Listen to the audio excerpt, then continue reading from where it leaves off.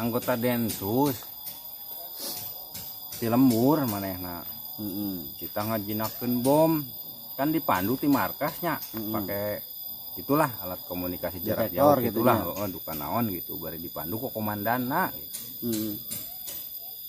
Sok tuturkeun abi gitu. Cek komandanna teh siap dan gitu. Cik teangan kabel anu warna hejo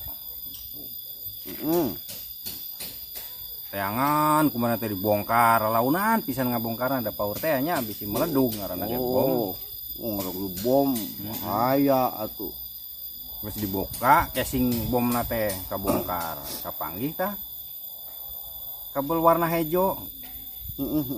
Terus laporan dan sudah ketemu gitu. Kamu pegang tang cek komandanna teh ada dan potong kabel warna hijau itu. Tuluy we dipotong kumanana tek ari kitu teh timer bomna kalah ngagancangan. Nah ieu geuning kalah ngagancangan gitu. Bahaya yo. Cek komandanna teh bari nepak tarang di dinya di markas teh. Geus ayeuna mah tuturkeun abi gitu. Kumaha dan? Asyhadu gitu. Tapi ente langsung diturutan. Kalah nanya, nah jadi kudu syahadat dan gitu. Cek etana. Eta berarti maneh salah motong kabelna gitu. Da geus bener dan gitu. Cik kumaneh anu dipotong kabel warna hejo nu mana eta? Anu hejo langit dan. Abong di lemburnya Aduh eta mah biru.